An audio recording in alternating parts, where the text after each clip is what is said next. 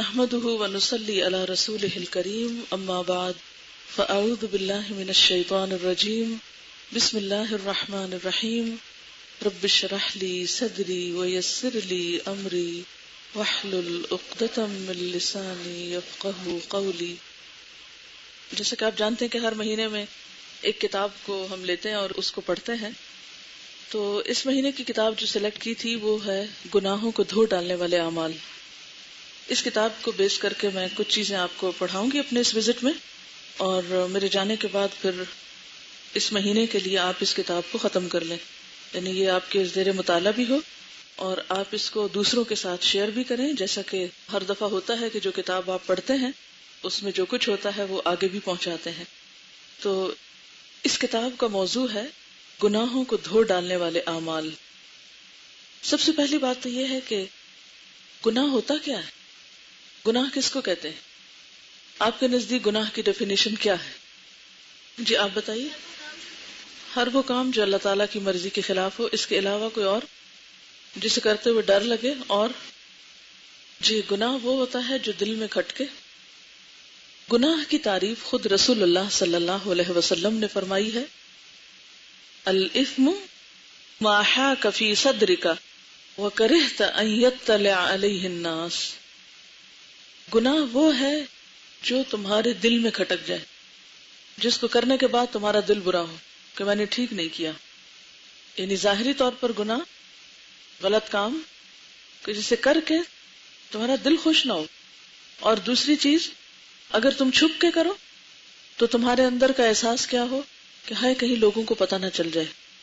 ظاہری طور پر ہو تو اس کی کھٹک تمہیں محسوس ہو، اور چھپ کے کیا ہوا ہو تو آپ اس کے ظاہر ہونے یا کھلنے سے ڈرنے لگے یا ڈریں. یہ پتہ نہیں چلنا چاہیے کسی کو. ٹھیک ہے، تو آپ اس ڈیفینیشن کو یاد رکھیں گے. الاثم ما حاک فی صدرک وکرہت ان یطلع علیہ الناس. گناہ وہ ہے جو تمہارے دل میں کھٹک جائے اور جس کے کھلنے پر یا ظاہر ہونے پر تم خوف محسوس کرو، تمہیں ڈر لگے کہ یہ بات اوروں کو پتہ نہ چلے. اور ظاہری طور پر ہر وہ کام گناہ میں شامل ہوتا ہے جو اللہ تعالیٰ کی ناراضگی کا سبب ہوتا ہے، اللہ تعالیٰ کو جو پسند نہ ہو، اور ہر وہ کام جو معروف طریقے سے ہٹا ہوا ہو وہ بھی ناپسندیدہ کاموں میں آتا ہے. اب اگلا سوال میرا آپ سے یہ ہے کہ انسان گناہ کیوں کرتا ہے؟ گناہوں کے اسباب کیا ہوتے ہیں؟ گناہ کرنے کی وجہ کیا ہوتی؟ آپ دیکھیے کہ آپ اپنے نوٹس کس طرح لیں گے. سب سے پہلے تو پہلا سوال لکھیں گے کہ گناہ کیا ہے. ساری کہانی لکھنے کی ضرورت نہیں، گناہ کیا ہے، گناہ کی ڈیفینیشن لکھ دیں گے.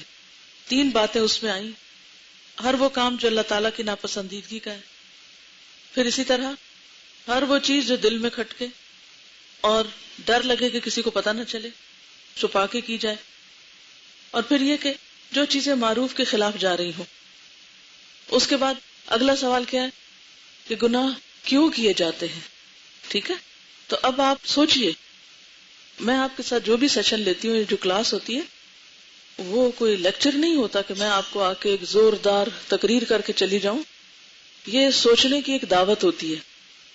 آپ سوچیں، اللہ نے آپ سب کو عقل دی، آپ سب ایک امتحان میں دنیا میں آنے کے بعد، اور اس امتحان میں کامیاب ہونے کے لیے آپ سب کو باشعور ہونے کی ضرورت ہے. ٹھیک ہے، تو یہ آپ کے شعور کو جگانے کا ایک طریقہ ہوتا ہے، یہ لیکچرز یا یہ کلاسز. تو سوال کیا ہے کہ گناہ کیوں ہوتے ہیں، گناہ کیوں کیے جاتے ہیں، گناہ کا سبب کیا ہوتا ہے؟ بہت بڑا سبب خواہش نفس. ٹھیک ہے، اور لا علمی کی وجہ سے غلط کام ہوتے ہیں، اور دنیا سے محبت، اور لوگوں کو خوش کرنے کے لیے. بعض گناہ کس لیے ہوتے ہیں؟ ہم لوگوں کو خوش کرتے ہیں اور اللہ کو ناراض کر دیتے ہیں. ٹھیک ہے، اور بے حسی اور غفلت. اور دیکھیے مال دولت کی ہرس جو ہے وہ حب دنیا میں آ گئی، لہذا کوئی ایسی چیز نہ بتائیے، سب سن رہے ہیں نا غور سے، کوئی ایسی چیز نہ بتائیے جو اب حب دنیا کے اندر آتی ہو، اس سے ہٹ کر کوئی چیز بتائیے. اور آخرت کی جزا سزا پر پوری طرح یقین نہ ہونا، اور تکبر، حب ذات آپ کہہ سکتے ہیں اس کو ایک جامع لفظ، پھر اس میں بہت ساری چیزیں آ جائیں گی، یعنی ذاتی منفعت اور ذاتی مفاد اور ذاتی فائدے حب ذات میں آ جاتے ہیں، اور اللہ تعالی سے تعلق کا کمزور ہونا، اور بری صحبت، یہ ایک بہت بڑا سبب ہے، کیونکہ انسان جس ماحول میں ہوتا ہے تو بعض اوقات نہ چاہتے ہوئے وہی کام کرنا شروع کر دیتا ہے، حالانکہ اس کی اپنی مرضی نہیں ہوتی، تو بری صحبت ایک بہت بڑا سبب ہوتا ہے، یہ وجہ ہوتی ہے، اور شیطان کے وسوسوں کا شکار ہونا، یہ شیطان کے بہکاوے میں آ جانا، اور اللہ کی رحمت سے مایوس ہونا، یعنی مایوسی انسان کو گناہوں کی طرف لے جاتی ہے، اور ماحول اور معاشرے کا خوف، اور انسانی تعلقات کی خرابی، یعنی غلط کار لوگوں کے پھر انسانوں سے بھی تعلقات خراب ہو جاتے ہیں۔ بہرحال بنیادی اسباب آپ کے سامنے آ گئے ہیں۔ زبیدہ آپ ان سب اسباب کو دوبارہ دہرائیں اور چیک کریں لسٹ، کیا آپ سب نے ان سارے اسباب کو صحیح طور پر لکھ لیا ہے؟ گناہوں کے جو اسباب بتائے گئے ان میں خواہش نفس کی پیروی، لا علمی، دنیا سے محبت، لوگوں کو خوش کرنے کے لیے غلط کام کرنا، بے حسی یا غفلت، آخرت پر یقین نہ ہونا، حب ذات، اللہ سے کمزور تعلق، شیطان کا بہکاوا، بری صحبت، اللہ تعالیٰ کی رحمت سے مایوس ہونا۔ ارادے کی کمزوری بھی لکھ لیں۔ حضرت آدم علیہ السلام سے جب بھول ہوئی تھی تو اس وقت اللہ تعالیٰ کیا فرماتے ہیں؟ لم نجد لہو عزما، کہ ارادے کی کمزوری ہو گئی تھی، اس میں عزم کی کمی ہو گئی تھی، کیونکہ جب ہم بعض اوقات ایک غلط کام نہیں کرنا چاہتے لیکن کیا ہوتا ہے، ہم ڈھیلے پڑ جاتے ہیں، تو ارادے کی کمزوری اس میں شامل ہو جاتی ہے۔ اب آپ دیکھیے کہ کتنے سارے اسباب ہیں، ان سب اسباب پہ ایک نظر ڈالیے۔ جب بھی ہم نے غلط کام کیا تو کیا انہی میں سے کوئی ایک سبب نہیں تھا؟ بعض اوقات لا علمی تھی، بعض اوقات غفلت، بے حسی، بعض اوقات انا پرستی یا حب ذات، بعض اوقات ارادے کی کمزوری، یہ ساری چیزیں ہیں نا ہم سب کے ساتھ۔ شیطان بھی ہے، عدو مبین، کھلا دشمن ہے، بعض اوقات ماحول اور صحبت، یہ ساری چیزیں ہم سے غلط کام کراتے ہیں۔ آپ یوں سمجھیں کہ ہم کھڑے ہیں نا، امیجن کریں اپنے آپ کو، اور یہ جتنی بھی چیزیں ہیں ان سب کو ایک تیر کی شکل دیں، یہ سارے تیر آپ کی طرف آ رہے ہیں، تو آپ دیکھ سکتے ہیں کہ ہم کتنے خطرات میں گھرے ہوئے ہیں، کتنی چاروں طرف سے جلغار ہے، اندر سے بھی اور باہر سے بھی، ہے یا نہیں؟ پھر بھی اگر ہم میں سے کوئی یہ کہے کہ نہیں میں تو کوئی غلطی کرتی نہیں، یہ میرا تو کوئی قصور ہے، میں تو بہت پاک باز بیوی ہوں، کوئی کہہ سکتا ہے ہم میں سے؟ کون کہتا ہے؟ کون سمجھتا ہے؟ کون اس بھول کا شکار ہے؟ کون اس غلط فہمی میں ہے؟ اگر وہ کوئی ہے اس غلط فہمی میں جو یہ سمجھتا ہو کہ میرے میں قصور کوئی نہیں ہے اور میں نے گناہ نہیں کبھی کیا یا میری غلطی کوئی نہیں، تو وہ کتنے بڑے دھوکے میں ہے کہ نہیں؟ ہے نا دھوکے میں؟ کیا واقعی ہم سمجھتے ہیں کہ ہم سب سے گناہ ہوتے ہیں؟ کیا واقعی ہم چاہتے ہیں کہ ہمارے گناہ معاف ہو جائیں؟ کیا واقعی ہم چاہتے ہیں کہ ہمارے گناہ دھل جائیں، ہم صاف ہو جائیں؟ کیونکہ جب تک آپ اعتراف نہیں کریں گے کہ ہم سے غلطی ہوتی ہے، جب تک آپ اعتراف نہ کریں کہ ہم میں غلطیاں ہیں، اس وقت تک یہ پڑھنے کا فائدہ ہی کوئی نہیں کہ آئیں گناہوں کو دھونے والے کام کرتے ہیں، کیونکہ ان کو تو آپ سیریسلی لیں گے بھی نہیں۔ پھر یہ تو علاج بتایا جائے گا نا آپ کو۔ یہ جو کچھ میں آپ کو پڑھانے جا رہی ہوں اس کتاب میں سے، یہ دراصل کیا ہے؟ علاج ہے۔ تو علاج کس کا ہوتا ہے؟ جو سب سے پہلے تو یہ سمجھے کہ وہ خطرات میں ہے، بیماریوں کی زد میں ہے، اور پھر کچھ بیماریاں اس پہ اٹیک بھی کی ہوئی ہیں اور وہ ان کا شکار بھی ہو چکا ہے۔ تو اب ضرورت کس بات کی ہے کہ وہ ان سے باہر نکلے۔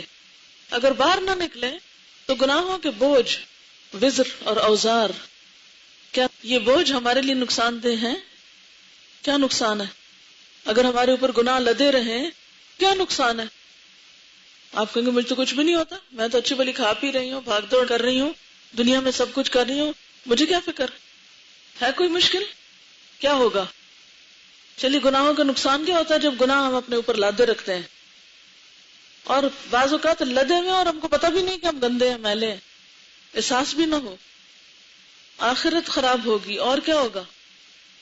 ایک گناہ سے اور گناہ نکلے گا.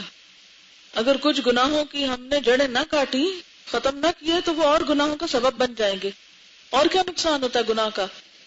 احساس گناہ یا احساس زیاں بھی مٹ جائے گا، اللہ سے دور ہو جائیں گے، اللہ کی رحمت سے دور ہو جائیں گے، دل سیاہ ہو جاتا ہے، اور نیکی کرنے کی جو خواہش ہوتی ہے یا ایک شوق ہوتا ہے وہ کم ہوتا چلا جاتا ہے، اور ضمیر پر بوجھ پڑ جاتا ہے، اور ضمیر کا بوجھ انسان کو لے ڈوبتا ہے. انسان کے لیے اداسی، پریشانی، ڈپریشن، خوف، اگر ہم گناہوں سے باہر نہیں نکلیں گے تو یہ سارا کچھ جمع ہو کے ہمارے اوپر کیا بن جائے گا؟ بوجھ ڈال دے گا، اور اس بوجھ کے تلے دب کے ہم ڈپریشن کا شکار ہو جائیں گے، مایوسی اور غم کا اور خوف کا شکار ہو جائیں گے، اور وہ سب کچھ مل جل کے ہماری شخصیت کو تباہ و برباد کر دے گا. دنیا میں بھی نقصان دہ ہے، یعنی گناہ صرف آخرت میں نہیں، دنیا میں بھی انسان کے لیے ہلاکت خیز ہیں. اور دنیا میں کیا نقصان ہوتا ہے گناہوں سے انسان کو؟ دنیا میں بھی پکڑ ہو سکتی ہے، اور بعض گناہ تو ایسے ہوتے ہیں جن کی سزا دنیا میں ہی ملنے لگ جاتی ہے انسان کو. اور اس کے علاوہ انسان کا رزق بھی بعض اوقات کم ہو جاتا ہے. انسان کو ایک نعمت ملنے والی ہوتی ہے، لیکن اتنے میں انسان کو ایسا گناہ کر بیٹھتا ہے کہ وہ خیر آتے آتے اس سے رک جاتی ہے. دنیا میں بھی خیر کے دروازے اس پہ بند ہونے لگتے ہیں. جب ہم غلط کرتے ہیں تو ہم معاشرے میں ایک غلطی کو رواج دیتے ہیں، دوسرے لوگ ہمیں دیکھ کے غلطی کرتے ہیں تو ان کے گناہوں کا بوجھ بھی ہم پہ پڑنے لگتا ہے، ان کے ذمہ دار بھی ہم قرار دیے جائیں گے، آثار میں شمار ہونے لگتے ہیں وہ سب.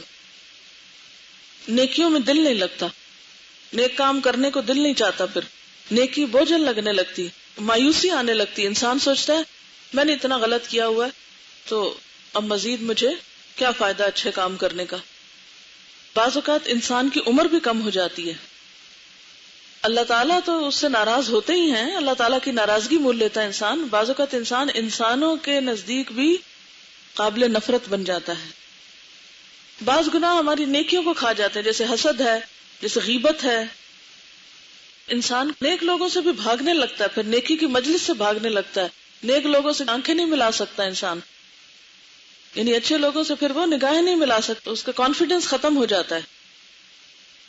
شیطان ایسے لوگوں پہ مزید قابو پا لیتا ہے، کیونکہ اللہ کے دوستوں پہ شیطان بھی قابو نہیں پا سکتا. بعض گناہوں کو جب انسان گناہ سمجھتا نہیں تو پھر توبہ بھی نہیں کر سکتا. انسان کے چہرے کا نور بھی چلا جاتا ہے، چہرے کی رونق ختم ہو جاتی ہے. بعض اوقات انسان کو اپنے آپ سے بھی خوف آنے لگتا ہے.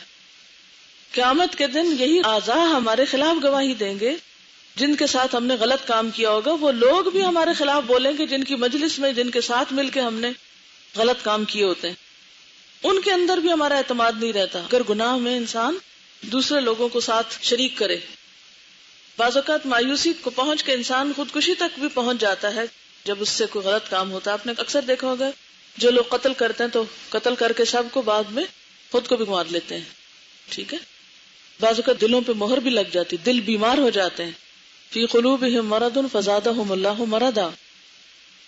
چلیے اب اس بات کو دہرا لیتے ہیں کہ آپ نے کیا لکھا، اور پھر آپ اپنا جائزہ لیجئے کہ آپ نے جو نوٹس بنائے ہیں وہ آپ نے صحیح بنائے ہیں یا کوئی چیز چھوڑ دی آپ نے. ہمارے اوپر گناہ لدے رہیں تو ہمارا کیا نقصان ہے؟ آخرت خراب ہوتی ہے، ایک گناہ سے دوسرا گناہ نکلتا ہے. قیامت کے دن ہمارے خلاف ہمارے اعضاء جن سے گناہ سرزد ہوئے وہ گواہی دیں گے. احساس گناہ مٹ جاتا ہے جس کے نتیجے میں انسان مزید خرابیوں کا شکار ہو جاتا ہے.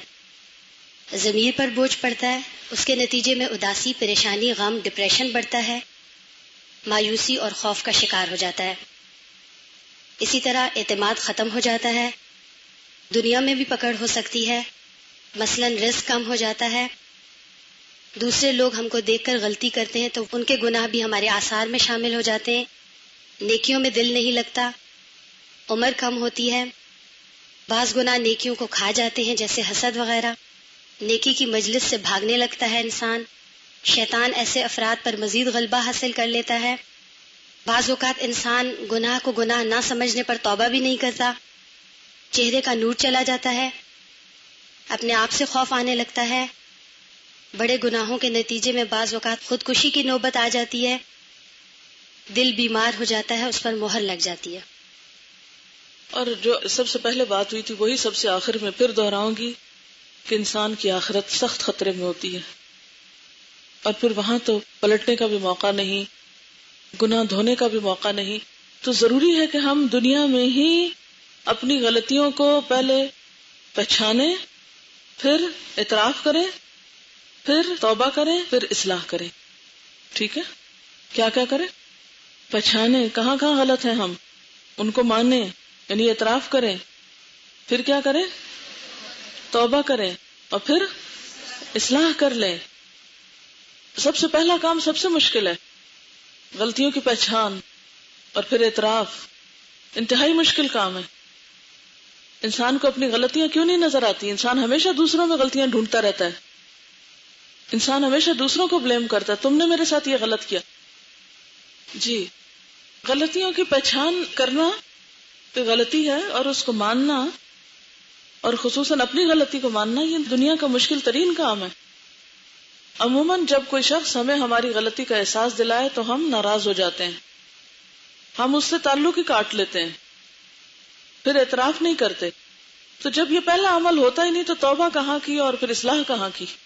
اس طرح ہم گناہ کے بوجھ تلے لدے بھی رہتے ہیں، مزید ڈٹائی کا شکار ہوتے ہیں، اور عذر گناہ بدتر از گناہ اس کا شکار ہو جاتے ہیں. عذر گناہ بدتر از گناہ، کلیریفیکیشنز دینے لگتے ہیں، صفائیاں پیش کرنے لگتے ہیں. یعنی عموماً کیا رویہ ہوتا ہے جب ہمیں اپنی غلطی خود نظر نہیں آتی؟ اچھا، مین ہیڈنگ اس کی ڈال لیجئے، ہم توبہ کیوں نہیں کرتے؟ پہلی وجہ یہ کہ ہمیں اپنی غلطی ہی نظر نہیں آتی، توبہ کس پہ کرنی ہے؟ اور اگر جو یہ کرتے بھی ہیں نا ہم توبہ، تو یہ محض کیسی توبہ ہوتی ہے؟ بس ایسے ہی زبانی گردان ہوتی ہے توبہ کی، یا اللہ میری توبہ. کس پہ توبہ؟ کبھی سوچا کس گناہ پہ توبہ؟ پتہ ہی نہیں ہوتا، بس توبہ اس لیے کہ کہا گیا توبہ کرو تو ہم توبہ کر رہے ہیں. یہ تھوڑی توبہ ہوتی ہے. تو سب سے پہلی چیز کیا ہے؟ غلطی نظر ہی نہیں آتی. میرا سوال یہ ہے کہ ہمیں اپنی غلطی نظر کیوں نہیں آتی؟ وہی بات، حب ذات، اپنی ذات سے محبت ہوتی ہے، ہم تعویلیں پیش کر لیتے ہیں، عذر تلاش کر لیتے ہیں. لا علمی بہت بڑی وجہ ہے کہ ہمیں اپنی غلطی نظر نہیں آتی، لیکن اس سے بڑی وجہ کیا ہے؟ بعض اوقات ہمیں علم بھی ہوتا ہے کہ یہ غلط کام ہے، لیکن اپنے لیے ہم تعویلیں رکھتے ہیں اور عذر پیش کرتے ہیں. قیامت کے دن اللہ تعالیٰ جب بندوں کو ان کی غلطیاں بتائیں گے اور بندے وہاں بھی یہی شروع کریں گے تو اللہ تعالیٰ فرمائیں گے لا تعتذروا اليوم، مت معذرتیں کرو. معذرت کیا ہوتی ہے؟ او سوری، ہمیں نہیں پتا تھا، I didn't know, I shouldn't have done. اس وقت کنفیس کرنا، اپنی غلطی کو ماننا، ایکنالج کرنا، فائدہ ہی کچھ نہیں، کیونکہ دنیا میں ہم نے یہ کیا ہی نہیں. عام طور پر آپ دیکھیں کہ ہمیں اپنی غلطی نظر نہیں آتی، اگر کوئی ہمیں ہماری غلطی بتائے ہم سننا نہیں چاہتے، بس چپ رہو. یا یہ کہ فوراً عذر بہانے، فوراً صفائیاں، فوراً کلیریفیکیشن، فوراً دوسرے پہ الغار، نہیں یہ اس کا قصور ہے، وہ جھوٹ بولتا ہے، وہ غلط کرتا ہے، میں نے یہ کیا ہی نہیں. اپنے آپ کو صحیح سمجھنا اپنے خیال کے مطابق، اور اصل کانٹیکسٹ میں چیز کو رکھ کے نہ دیکھنا، اپنی ہی دنیا میں رہنا اور اپنے ہی سوچوں اور اپنے خیالات سے اپنے آپ کو صحیح سمجھنا. تعویلیں پیش کرنا، عذر بہانے کرنا، اس کا سبب یہ ہوتا ہے نا اپنے آپ کو بڑا سمجھتے ہیں، خوش فہمی کا شکار رہنا کہ ہم بہت اچھے ہیں، ہم سے تو غلطی ہو ہی نہیں سکتی، اور لوگوں کی تعریفوں سے اور زیادہ بگڑ جانا. دوسروں پہ الزام تراشی کرتے ہیں، دوسروں پہ فوراً ڈالتے ہیں، دوسروں کو بلیم کرتے ہیں. اپنا ایک الگ میزان بنایا ہوا ہم نے، اپنے آپ کو اپنے میزان پہ پرکھتے ہیں. وہی عذر بہانے کہ دوسرے کر رہے ہیں تو ہم نے کر لیا، کیا ہوا؟ سب تو یہی کر رہے ہیں. دوسروں کی غلطیوں کو عذر بنا لینا یا دوسروں کی غلطیوں کا سہارا لے لینا کہ وہ کر رہے ہیں تو ہم نے کر لیا، پھر کیا ہوا؟ ہم بھی کر لیتے ہیں. اب آپ دیکھیے کہ جب ہم غلطی مانتے نہیں، اصلاح کیسے ہوگی؟ سب سے پہلے تو پھر ہمیں اپنی اس بات کی اصلاح کی ضرورت ہے کہ ہم اپنی غلطی کو دیکھنا شروع کر دیں، اور اس کے لیے آپ کو اللہ سے دعا مانگنی چاہیے. کیا دعا مانگیں گے؟ اللہ میری غلطیاں لوگوں کو نہیں، مجھے دکھا، میری غلطیاں مجھے دکھا، مجھے ان کا احساس دلا، اور مجھے ان کو ایکسپٹ کرنے کی اور ان کو مان لینے کی توفیق دے، اور پھر میں ان کی اصلاح کر سکوں. اور یاد رکھیے کہ معاشرے کی اصلاح ہو نہیں سکتی جب تک ہم اپنی ذات کی اصلاح نہیں کرتے، کیونکہ اگر ہم خود لتھڑے ہوئے ہیں تو ہم دوسروں کی صفائی کا کیا پروگرام بنا رہے ہیں؟ اگر ہمارا اپنا گھر گندا ہے تو گلی بازار کیسے صاف ہوں گی کہ نہیں؟ مثلاً ایک شخص خود گندے کپڑے پہن کے اسٹیج پہ آ کھڑا اور کہے لوگوں میں آج آپ کو صفائی پہ درس دینے لگا ہوں، آپ سب نہا دھو کے آیا کرو، کتنے لوگ اس کا سبق سنیں گے؟ ہماری تبلیغ کیوں نہیں مؤثر ہوتی؟ اس لیے کہ جو کام ہم دوسروں کو کہتے ہیں وہ خود نہیں کرتے، وہ اپنے لیے سمجھتے ہی نہیں، وہ کہتے ہیں یہ ہمارے لیے نہیں ہے، یہ اوروں کے لیے ہے۔ یا تو پھر ہمارے اندر اتنی بے حسی ہے کہ ہمیں کوئی فکر ہی نہیں کہ کل قیامت آنی ہے، کوئی پوچھ ہونی ہے، کوئی پکڑائی ہونی ہے، نہیں ہے نا۔ اگر پتا چل جائے کہ اس پہ پکڑ ہے، اس پہ پوچھ ہے، اس پہ سزا ہے، پھر دیکھیں کیسے باز آتے ہیں۔ ہم کہتے نہیں اس پہ کوئی نہیں ہے، اور چیزوں پہ ہوگی، اور میری تو ویسے بھی نہیں ہونی، میں تو بری ذمہ ہوں ان سب چیزوں سے، ان سے اوپر میں تو اللہ کا بہت لاڈلا ہوں۔ جیسے یہود کہتے تھے نا نحن ابناء اللہ و احباؤ، ہماری کوئی پکڑ نہیں، ہم اللہ کے بیٹے ہیں، ہم اللہ کے بڑے پیارے ہیں۔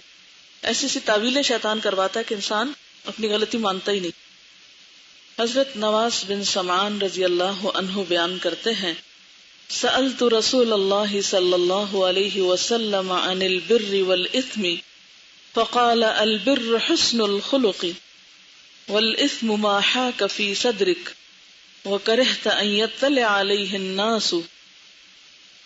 میں نے رسول اللہ صلی اللہ علیہ وسلم سے نیکی اور گناہ کے بارے میں پوچھا تو آپ نے فرمایا نیکی اچھے اخلاق کا نام ہے، البر حسن الخلق، اور گناہ وہ ہے جو تیرے سینے میں کھٹک جائے اور تو ناپسند کرے اس بات کو کہ لوگوں کو اس کا پتہ چل جائے گا۔ اب یہ جو بات ہو رہی تھی نا کہ بعض اوقات ہم گناہ کرتے ہیں تو اس سے ہمارے اندر سے نیکی کی توفیق ختم ہو جاتی ہے، نیکی کی ہمت ہی نہیں رہتی۔ اس کی دلیل کیا ہے؟ بنی اسرائیل کا ایک طالوت نامی بادشاہ کافر قوم عمالقہ سے جہاد کے لیے نکلا، اس کے ساتھ ہزاروں کی تعداد میں بنی اسرائیل کا ایک بڑا لشکر تھا۔ سفر کی طوالت نے تھکا دیا، پیاس بھی ستانے لگی، راستے میں ایک نہر پڑتی تھی۔ طالوت نے لوگوں کو مخاطب کرتے ہوئے کہا ان اللہ مبتلیکم بنہر فمن شرب منہ فلیس منی ومن لم یطعمہ فانہ منی الا من اغترف غرفۃ بیدہ۔ ترجمہ آتا ہے سب کو؟ اب تو آپ لوگوں کو بھی آتا ہوگا کہ 3 پارے ہو گئے۔ اب کیا ہے کہ اس نہر سے اللہ تعالیٰ نے ایک چلو پانی پینے کی اجازت دی تھی، مٹھی بھر۔ آپ کو پتا ہے کہ لیٹسٹ ایک ڈائٹ آئی ہے، کسی نے کل پرسوں مجھ سے ذکر کیا کہ جو چیز بھی کھائے انسان وہ اپنی مٹھی بھر کھائے بس۔ یعنی اگر آپ دوپہر کے کھانے میں بیٹھے ہیں، چاول کھا رہے ہیں تو مٹھی بھر چاول ہو، مٹھی بھر سیلڈ ہو، یعنی ایک مٹھی میں جو کچھ آتا ہے، تو اگر آپ وہ لیں گے تو آپ بیمار نہیں پڑیں گے، کچھ بھی کھا لیں۔ پھر ابھی میں نے آیت پڑھی ہے تو مجھے حیرانی ہوئی ہے کہ یہ مٹھی بھر کا کانسیپٹ کہاں سے آیا ہے۔ بہرحال اللہ تعالیٰ نے کتنی اجازت دی کہ بس ایک چلو پانی پی سکتے ہو، زیادہ نہیں پی سکتے۔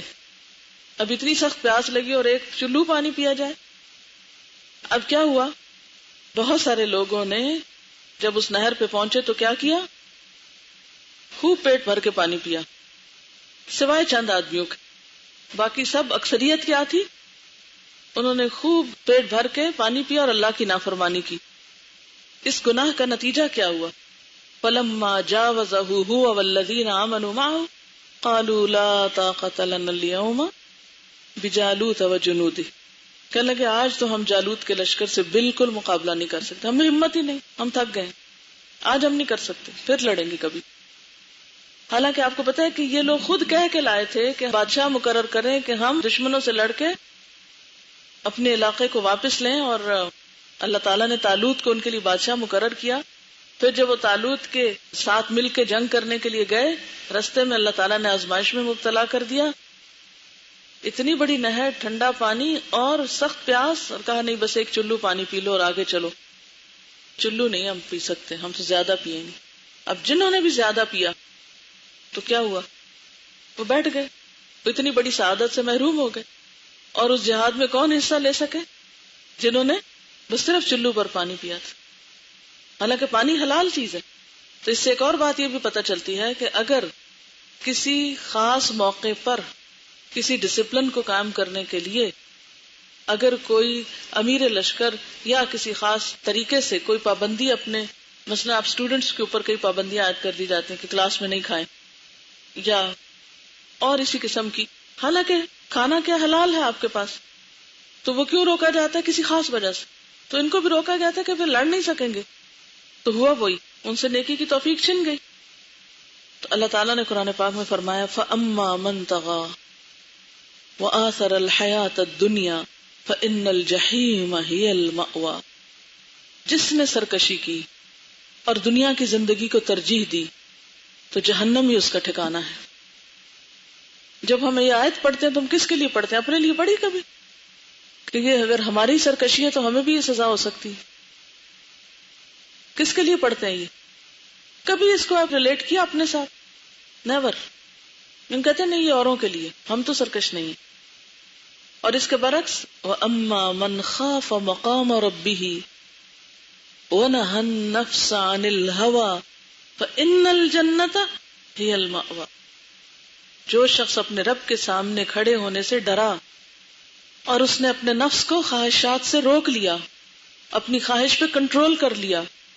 تو اصل کیا ہے؟ خواہش نفس پر کنٹرول کرنا، کیونکہ نفس ہی سارے شر کا منبع ہے، وہیں سے ساری خرابیاں ہوتی. فَإِنَّ الْجَنَّةَ هِيَ الْمَأْوَىٰ، لیکن اپنے نفس کو مارنا اور اپنی غلطی کو ماننا اور خود کو قصوروار کہنا. اکثر میں نے دیکھا ہے کہ لوگ بڑے بڑے دعوے کرتے ہیں، لیکن جب ان کی ذات پہ کوئی زد پڑتی ہے تو سارے دعوے زمین بوس ہو جاتے ہیں. جب بھی ہمارے نفس پہ کوئی زد پڑتی ہے، نفس پہ زد کیا ہوتی ہے؟ مثلا کسی نے آپ کو کہا کہ آپ غلط ہیں، آپ غلط کہہ رہے ہیں، غلط کام کر رہے ہیں، تو اس سے کیا ہوتا ہے؟ ہمارے نفس پہ زد پڑتی ہے، مجھے کیوں غلط کہہ رہے ہو؟ کتنے لوگ ہیں جو یہ سن کر کے انہیں کوئی کہے کہ تم غلط ہو اور پھر وہ اس کو برداشت کر جائیں، اور پھر بھی وہ اسی درجے کی اس شخص کی قدردانی کرے جو اس سے پہلے کرتے تھے. تو سب سے بڑی مشکل خود ہمارا اپنا نفس ہے. یعنی جب کوئی چیز ہماری ذات کے خلاف جاتی ہے اس کو ہم برداشت نہیں کر سکتے. اپنی ذات کے معاملے میں ہم انتہائی سینسٹیو ہیں، دوسروں کے معاملے میں انتہائی بے حس ہیں. دوسروں پہ کیا گزرتی ہے، دوسروں کو کیا ہوتا ہے کیا نہیں، اس سے ہمیں کوئی غرض نہیں. سب سے زیادہ مشکل چیز کیا لگتی ہے کہ کوئی ہم پہ تنقید کرے، کوئی ہمیں یہ کہے کہ یہ تمہاری غلطی ہے، تم غلطی سے باز آ جاؤ. یہ نہیں ہم مان سکتے. ہم فوراً برہم ہو جاتے ہیں، ناراض ہو جاتے ہیں، غصہ کر لیتے ہیں، اس شخص سے بدگمان ہو جاتے ہیں، اس شخص سے تعلق ہی کاٹ لیتے ہیں، اس سے نظریں نہیں ملاتے، اس سے ملنا جلنا چھوڑ دیتے ہیں. جو کبھی بھول کے یہ کہہ بیٹھے کہ تم نے غلطی کی. حالانکہ میں سمجھتی ہوں ہمارا سب سے بڑا خیر خواہ وہ ہے جو اپنے تعلق کو داؤ پہ لگا کے ہمیں بتا رہا ہے کہ تم غلط ہو. دوا کڑوی ہوتی ہے نا، لیکن دوا کے بغیر تو پھر بیماری کی اصلاح نہیں ہوتی. انجیکشن، آپریشن سب مشکل ہوتا ہے. مثلا آپ کے دانت میں درد ہے، دانت اندر سے کھایا ہوا، ڈاکٹر کہتا ہے نکلوا دو، تو ظاہر نکلوانے میں درد تو ہوگی کہ نہیں، لیکن وہ کس لیے چاہتا ہے اس کو آپ کا دانت لے کے کہیں بیچنا، کہ وہ چاہتا ہے آپ کے منہ سے نکلا اور اس کے خزانے میں چلا جائے؟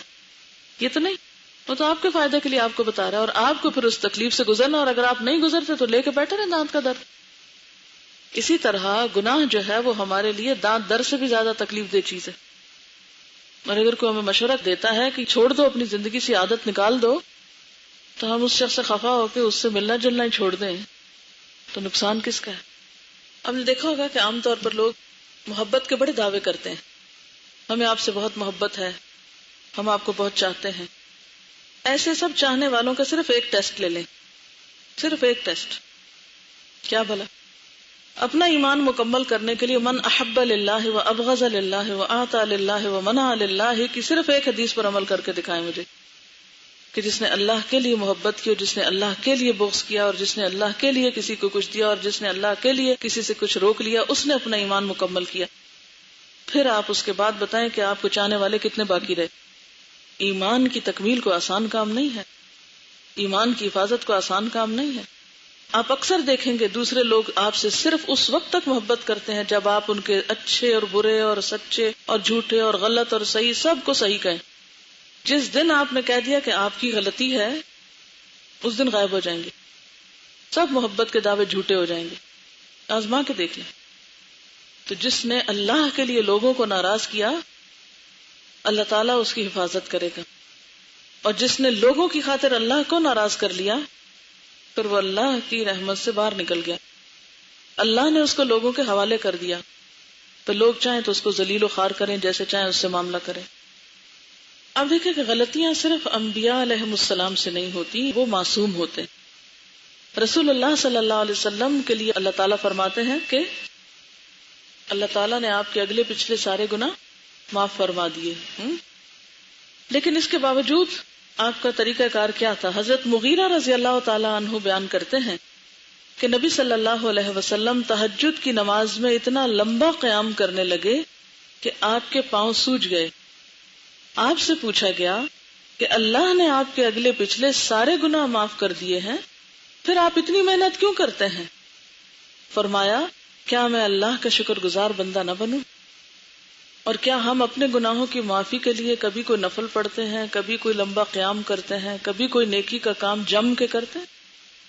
اس لیے کہ ہمیں شکر گزار ہونا تو اگلا مرحلہ ہے، کیونکہ اللہ تعالیٰ فرماتے ہیں وَقَلِيلٌ مِّنْ عِبَادِيَ الشَّكُورُ، میرے بندوں میں سے بہت تھوڑے ہیں جو شکر گزار ہیں. اکثر لوگ تو شکوہ ہی کرتے ہیں کہ اللہ نے ہمیں کیا دیا ہے، سب کچھ پا کے بھی ان کے پاس کچھ نہیں ہوتا. وائے می پکارتے رہتے ہیں کہ مجھ پہ یہ مشکل کیوں آئی اور میرے ساتھ یہ کیوں ہو رہا ہے. ٹھیک ہے، تو انسان اس وقت تک شکر گزار نہیں ہو سکتا جب تک کہ ہر حال میں اللہ سے راضی نہ ہو.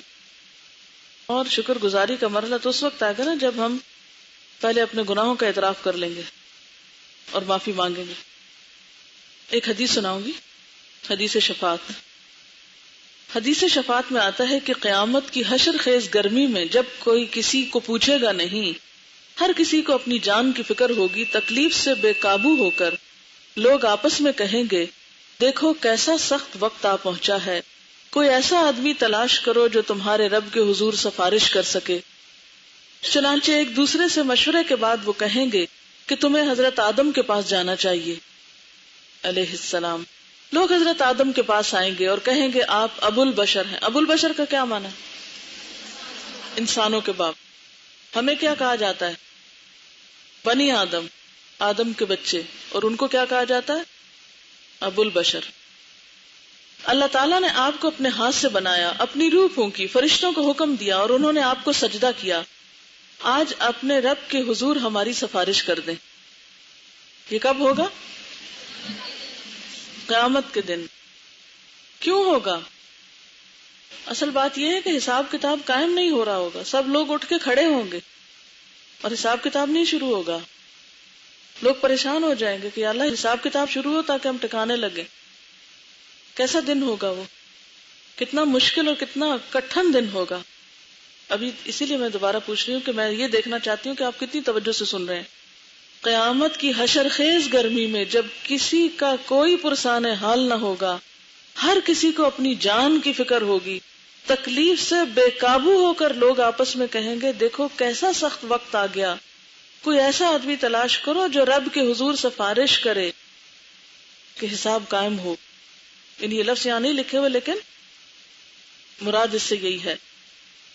تو وہ آ کے حضرت آدم سے کہیں گے آپ دیکھ رہے ہیں ہم کس مصیبت میں مبتلا ہیں، کس حال کو پہنچ چکے ہیں. حضرت آدم فرمائیں گے آج میرا رب اتنے غصے میں ہے، نہ اس سے پہلے کبھی اتنے غصے میں آیا اور نہ اس کے بعد کبھی آئے گا. مجھے اللہ تعالیٰ نے جنت میں درخت کے قریب جانے سے منع کر دیا تھا لیکن میں نافرمانی کر بیٹھا، جس کی وجہ سے مجھے اپنی جان کی فکر ہے. تم لوگ میرے علاوہ کسی اور کے پاس جاؤ، میں نہیں کہہ سکتا، میں تو اس غلطی پہ شرمندہ ہوں. حالانکہ اس غلطی کا کیا ہوا تھا؟ معاف کر دیا تھا، لیکن چونکہ وہ سامنے تو ہوگی نا، یاد تو ہوگی. ہم اتنے نڈر ہو کے غلطیاں پہ غلطیاں کیے چلے جاتے ہیں جیسے کوئی بات ہی نہ ہو. کون سا کسی نے پوچھنا ہے، کون سا کسی کو حساب دینا ہے. منع کیا تو کیا ہوا، پھر توبہ کر لیں گے. وہ کہیں گے نوح علیہ السلام کے پاس چلے جاؤ. لوگ حضرت نوح علیہ السلام کے پاس آئیں گے اور عرض کریں گے اے نوح آپ اہل زمین کی طرف سے سب سے پہلے رسول تھے. حضرت آدم تو آسمان سے آئے تھے نا، تو اہل زمین کی طرف سے آپ پہلے رسول تھے. اللہ تعالیٰ نے آپ کو شکر گزار بندہ کہا ہے، عبدن شکورا، سورۃ بنی اسرائیل میں آپ نے پڑھا ہوگا۔ اپنے رب کے حضور ہماری سفارش کر دیجئے۔ آپ دیکھ رہے ہیں ہماری کیا حالت ہو رہی ہے۔ حضرت نوح علیہ السلام کہیں گے آج میرا رب اتنے غصے میں ہے کہ نہ اس سے پہلے کبھی اتنے غصے میں آیا، نہ اس کے بعد کبھی اتنے غصے میں آئے گا۔ میں نے اپنی قوم کے لیے بد دعا کی تھی، اس لیے آج تو مجھے بس اپنی جان کی فکر ہے۔ تم ابراہیم علیہ السلام کے پاس چلے جاؤ۔ چنانچہ لوگ حضرت ابراہیم علیہ السلام کے پاس آئیں گے اور کہیں گے اے ابراہیم علیہ السلام، آپ اللہ کے نبی اور اس کے خلیل ہیں، اپنے رب کے حضور ہماری سفارش کر دیجئے۔ آپ دیکھ رہے ہیں ہم کس حال کو پہنچ چکے ہیں۔ حضرت ابراہیم علیہ السلام کہیں گے کہ آج میرا رب اس قدر غصے میں ہے کہ اس سے پہلے کبھی اس قدر غصے میں نہیں آیا اور نہ اس کے بعد آئے گا۔ میں نے 3 جھوٹ بولے تھے جس کی وجہ سے مجھے اپنی جان کی فکر ہے، اور وہ بھی توریہ کی شکل میں تھے، صریح جھوٹ نہیں تھے۔ اور ہمارے جھوٹ کتنے؟ تو حشر کے میدان میں کہاں کھڑے ہوں گے اور کیسے بے فکر ہوں گے؟ کیا ہو سکتے ہیں؟ ہم کتنا سوچ کے بولتے ہیں اور کتنا بے سوچے بولے چلے جاتے ہیں۔ تم موسیٰ علیہ السلام کے پاس چلے جاؤ۔ لوگ حضرت موسیٰ کے پاس جائیں گے، کہیں گے اے موسیٰ علیہ السلام، آپ اللہ کے رسول ہیں، اللہ تعالیٰ نے اپنی رسالت سے آپ کو فضیلت عطا فرمائی، آپ سے ہم کلام ہو کر سارے لوگوں پہ فضیلت دی، آپ اپنے رب کے حضور ہماری سفارش کر دیجئے۔ آپ دیکھ ہی رہے ہیں ہماری حالت کیا ہو رہی ہے۔ حضرت موسیٰ علیہ السلام کہیں گے آج تو میرا رب اس قدر غصے میں ہے کہ نہ اس سے پہلے اتنا غصے میں آیا اور نہ اس کے بعد اتنا غصے میں آئے گا۔ دنیا میں نے ایک آدمی کو قتل کر دیا تھا جسے قتل کرنے کا مجھے حکم نہ تھا، تم لوگ عیسیٰ علیہ السلام کے پاس چلے جاؤ۔ کیا وہ قتل جان بوجھ کے کیا تھا؟ تو خطا تھا، مارنے کے لیے نہیں کیا تھا، ایسے ہی ہاتھ مارا تھا اور وہ مر گیا شخص، لیکن بہرحال ایک شخص تو مر گیا تھا نا۔ تم عیسیٰ علیہ السلام کے پاس چلے جاؤ۔ لوگ حضرت عیسیٰ علیہ السلام کے پاس آئیں گے اور کہیں گے اے عیسیٰ علیہ السلام، آپ اللہ کے رسول اور کلمت اللہ ہیں، جسے اللہ نے مریم کی طرف القاء کیا اور اللہ کی روح ہیں۔ آپ نے بچپن میں گود میں رہ کر لوگوں سے باتیں کی، آج ہمارے لیے اللہ کے ہاں سفارش کر دیجئے۔ آپ دیکھ ہی رہے ہیں ہماری کیا حالت ہو رہی ہے۔ عیسیٰ علیہ السلام جواب دیں گے کہ آج میرا رب اس قدر غصے میں ہے کہ نہ اس سے پہلے کبھی ایسا غصے میں آیا، نہ اس کے بعد اس قدر غصے میں آئے گا۔ یہ ہے قیامت کا دن۔ جواب میں حضرت عیسیٰ علیہ السلام نفسی نفسی کہیں گے اور فرمائیں گے میرے علاوہ کسی اور کے پاس جاؤ۔ نفسی نفسی، ہر شخص یہی پکار رہا ہوگا، میرا نفس، میرا کیا بنے گا۔ اس کو یہ فکر نہیں ہوگی اب میرے بچوں کا کیا بنے گا اور میرے شوہر کا کیا بنے گا اور میرے والدین کا کیا بنے گا، اس کو کیا فکر ہوگی، میرا کیا بنے گا۔ نفسی نفسی۔ فَيَأْتُونَ مُحَمَّدًا فَيَقُولُونَ يَا مُحَمَّدْ أَنْتَ رَسُولُ اللَّهِ وَخَاتَمُ الْأَنْبِيَاءِ وَقَدْ غَفَرَ اللَّهُ لَكَ مَا تَقَدَّمَ مِنْ ذَنْبِكَ وَمَا تَأَخَّرَ اشْفَعْ لَنَا إِلَى رَبِّكَ أَلَا تَرَى إِلَى مَا نَحْنُ فِيهِ فَأَنْطَلِقُ فَآتِي تَحْتَ الْعَرْشِ فَأَقَعُ سَاجِدًا لِرَبِّي عَزَّ وَجَلَّ ثُمَّ يَفْتَحُ اللَّهُ عَلَيَّ مِنْ مَحَامِدِهِ وحسن الثناء عليه شيئا لم يفتحه على احد قبلي ثم يقال يا محمد ارفع رأسك سل تعطى واشفع تشفع۔ پھر سب لوگ حضرت محمد صلی اللہ علیہ وسلم کے پاس آئیں گے، عرض کریں گے اے محمد صلی اللہ علیہ وسلم، آپ اللہ کے رسول اور خاتم الانبیاء ہیں، اللہ تعالیٰ نے آپ کے پچھلے اور اگلے سارے گناہ معاف کر دیے ہیں، اپنے رب کے حضور ہمارے لیے سفارش فرما دیجئے۔ آپ دیکھ ہی رہے ہیں ہماری کیا حالت ہو رہی ہے۔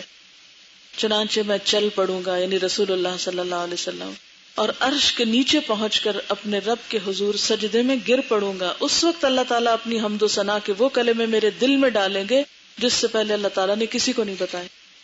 یعنی نبی صلی اللہ علیہ وسلم اللہ کے اذن سے، اللہ ہی کے دیے ہوئے کلمات سے اللہ کی تعریف کریں گے۔